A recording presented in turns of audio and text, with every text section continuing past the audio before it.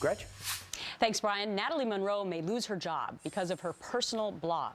The Pennsylvania school teacher ranted online about students, coworkers, and parents, posting this quote: "My students are out of control. They are rude, disengaged, lazy whiners. They curse, discuss drugs, talk back, argue for grades, complain about everything, fancy themselves entitled to whatever they desire, and are just generally annoying." Right now, she is currently suspended without pay while the school investigates. Has the school crossed the line? Natalie and her attorney, Steve Rovner, are with me now. Good morning to both of you. Good morning. Natalie, this was an anonymous blog. You have 9 or 10 followers. Why did you set it up? I was just setting it up to keep in touch with friends and as a place for my day-to-day, musings, like a diary kind of thing, but in the 21st century style. So you decided to tell your true feelings about what your work life was like. Why did you want to rant about some of the students' behaviors?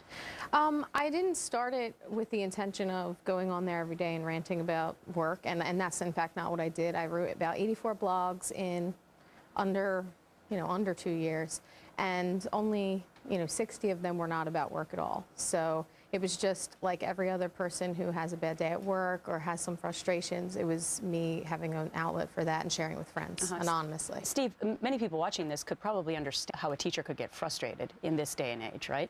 Yes. But legally, where does she stand? Is there any internet policy for her as a teacher? Could she have a blog? She can have a blog. Her school district does not have an internet policy. They tell teachers everywhere to be careful, to be safe. If you put anything that you put on the internet, people can see, people can find. Natalie did it as carefully as possible. She used a fake name. She didn't mention students. She didn't mention the school district. So there's really no possible way to tie this together, except the school actually was contacted by the press student that found it and also sent the entire blog to the student population via Facebook. And Natalie was escorted out of the building that same day. So Natalie, do you think that this was a vendetta against you? Because how would somebody even find this blog? It's anonymous, and you didn't ever mention any of the students' names either.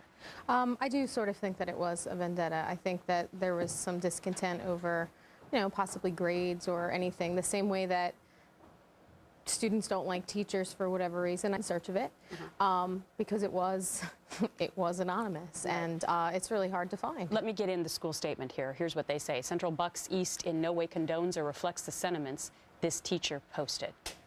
I guess that's short and sweet. What's going to happen to her job, Steve? Well, right now she is suspended with pay. This just happened on Wednesday.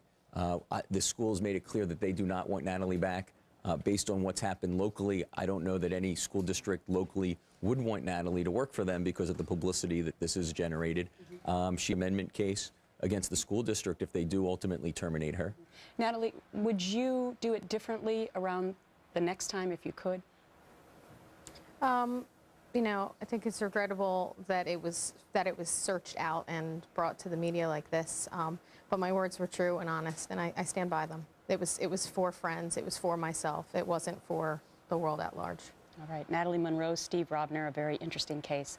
Thank you so much for being our guest. Thank you. Thank you for having us here. And let us know what you think. Friends at foxnews.com. Brian, Steve?